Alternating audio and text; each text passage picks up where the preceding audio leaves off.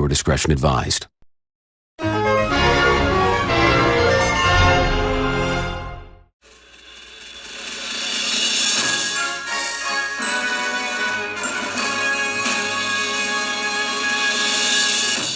My father's surprise party is coming up.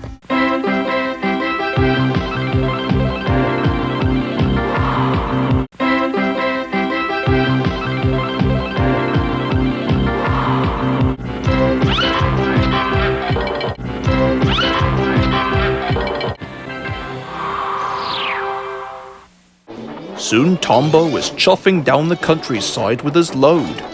Things were sailing smoothly. Little did he know that he was in for a great deal of danger.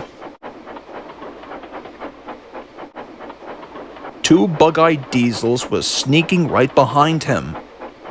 As soon as Tombo climbed up a small hill, one of the diesel's drivers tossed a lit match into one of his trucks after he was lighting up his pipe. Then there was trouble. Tombo's driver sniffed. He turned around fast and noticed that one of his trucks had caught fire. Wait, what? Ah! Soon Tombo was sprinting down the rails like a jackrabbit. He was out of breath and his wheels were hurting him, but he had to go on.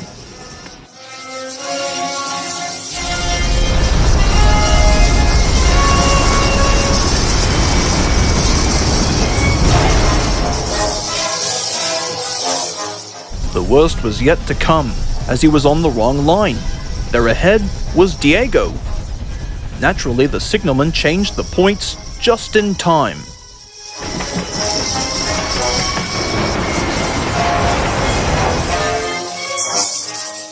Up ahead, Tombo could see a junction.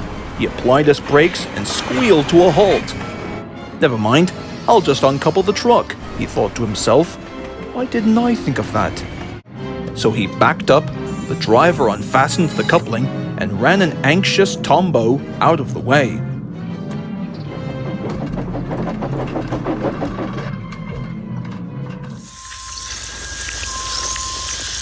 Soon the fire department arrived on the scene, and Tombo and Diego watched on from the sidelines. It was quite a good thing that my driver called the fire department before I dropped off the brass band. You got that right, Diego. At least the fire didn't eat up my special, otherwise the skinny controller's gifts would have been ruined. I know. Did you have any idea how it all started? Well, I mean, at least the sparks weren't showering from my funnel. Oh, bust my boiler, I'm going to be late. I better get this train to Jimbo right away. Muy bien. Adios. What happened then? No one noticed, but as Tombo raced away, he was unhitched from his train. Diego eyed the special and cried, "Tombo, espera! You left your train behind!" But it was too late. Tombo was in such a rush that he didn't hear Diego. At the station, Jimbo and the ladies were waiting anxiously when they heard a whistle.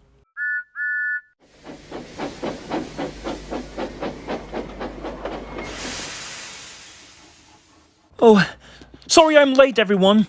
I came as fast as I could. Apparently there was a fire in one of my trucks. I've heard everything, Tombo. I'm just glad that you're safe now. Yeah. Well, nonetheless, here's your decorations and gifts you wanted. What? What are you looking at me like that for? Then Tombo looked back. What is happening today? First there was a fire in my train, and now it's disconnected from me. Who in the blinking world is responsible for all this? I think I may have an idea. Jimbo, just what are you implying? Tombo, you said that there was a fire in your train, correct? I guess so. Was it in the empty freight truck that I was going to pick up later? Yeah? Well then, apparently, this was the work of the notorious diesel engines. Together, they are known to cause trouble all across town. Huh. Okay. So I believe that those diesel engines were the ones who set up the fire in the first place. And of course, the lack of weight behind me. Soon enough, Diego showed up. He was hauling Tombo's train from earlier. Tombo, mi amigo, I knew that those dastardly diesels were at it again. If anything, they revealed themselves when nobody was looking. While I was hauling your train for you, I heard some laughing behind the station. Why, that little green engine never knew what hit him. Yeah, you should have seen his face. Yeah, now nobody will ever know that the diesel engines have struck again. Well, this has gone far enough. Those diesels have caused enough problems already. We must stop this whole fiasco at once before they cause trouble for the other engines. Totally. That's right, sucker. So, anybody have any bright ideas? Oh, wait a minute. I've got one. An idea, Jimbo. You have an idea. What? Let's get one thing out of the gate, Jimbo. I don't even need to explain as to why your quote-unquote ideas almost constantly bomb. Name one time. Oh, trust me, I've got more than one, Jimbo. How about that idea of yours to get back at Gorford and Presley for your quote-unquote April Fool's fiasco? Oh, yes, that did get out of hand. Or how about the time when you thought you were much better than Dewey? Oh, and did I forget to mention the Secret Tender Club? Okay, I see a point. Sorry. Well, I, for one, have a much better idea, and this is how we're gonna do it. Later that day, everything was ready. Tombo and Diego were parked in some empty sidings while Vicky and her friends called the constables.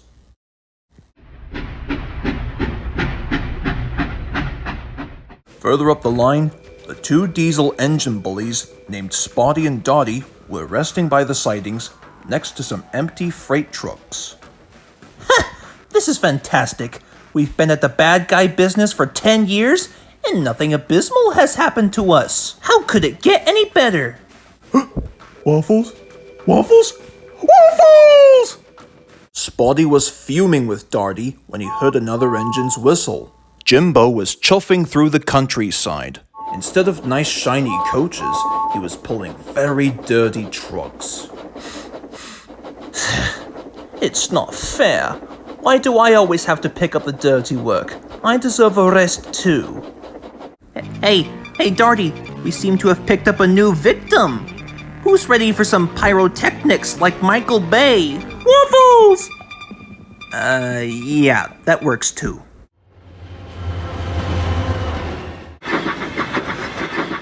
As soon as Jimbo and his driver drew themselves closer, they could both see the diesels, and their drivers had matches. Are you ready, Jimbo? Exhilarate hard when I tell you. Now, he said, and the driver turned the lever.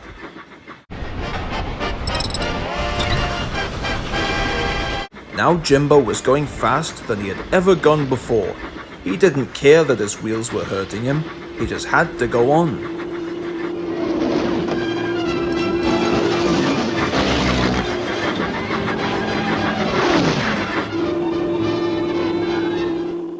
Meanwhile, Humphrey and Alfred were carrying passengers when they heard an unusual puffing sound. Shh. Can you hear something? Sounds like Jimbo to me. It ought to be Jimbo. But Jimbo never makes a chuffing noise like that. It was Jimbo. He came down the rails at a tremendous rate. He didn't look at Humphrey and he didn't look at Alfred. He screamed straight through the station and disappeared. Can you believe what I'm seeing, Alfred? Both Humphrey and Alfred agreed that they never had. Meanwhile, Spotty and Dotty were trying to catch up, but Jimbo was much too fast as he screeched along the line. The noise was awful.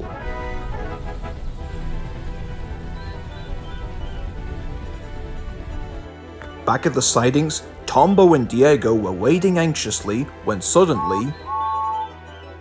Okay, Diego, get ready! As soon as Jimbo was puffing into the sidings, he applied his brakes and squealed to a halt.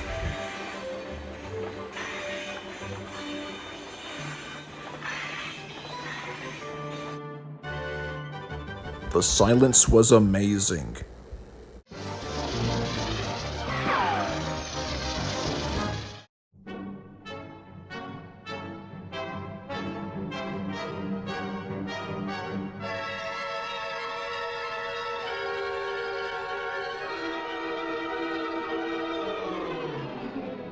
Not so fast, you dirty diesels. Yeah, that's right. The constables were on holiday, so they sent me in instead. I've caught your drivers red-handed. Come out with your hands behind your head. Soon Spotty and Dotty's drivers were taken into custody, where they spent 40 years in federal prison. Back at the sightings, Vicky and her friends were praising everyone. Well done, you lot. You are all really useful engines. Gracias, señorita. Happy to be obliged. The same goes to you, Jimbo. If it hadn't been for you, we would have been in a worse situation. Jimbo giggled as he blushed bright red. Well, now that we've got that taken care of, all aboard, let's get back to the big station. The skinny controller will be here any minute. At the airport, the skinny controller was waiting anxiously. He was expecting Gorford to collect him 3 hours ago. But then, who should come to the skinny controller's rescue but Harrison the helicopter? Hello there. Are you the one they call Harrison the helicopter? Why, of course I am, mate. And I suppose you must be the skinny controller. Your daughter asked me to give you a lift. Oh, thank you very much. Let's go.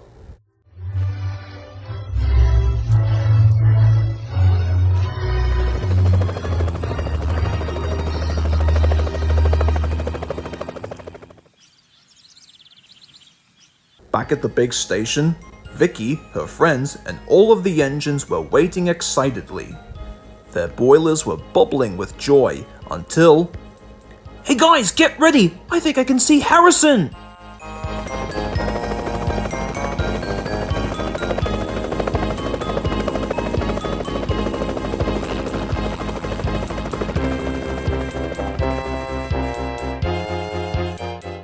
Here you are, sir. Why, thank you, Harrison.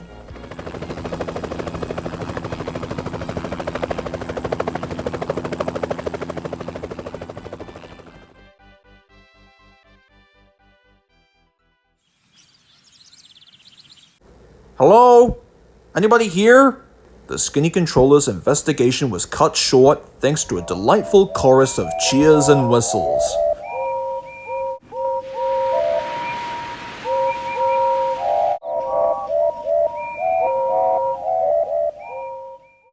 Hey, happy B-Day, Father! Oh, Vicky, how thoughtful of you!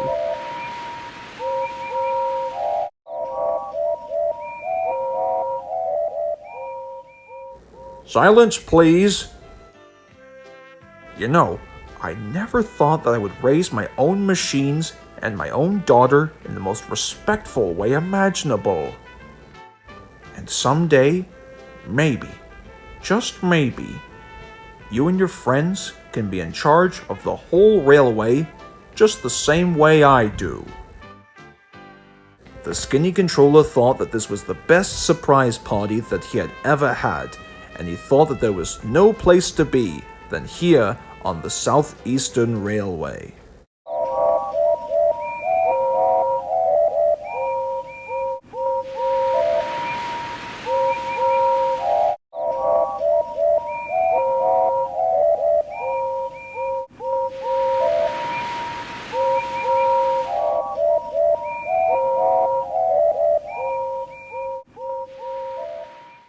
And so we have come to the happy ending of our story. And now it's time for all of us to go home. Just like Tombo.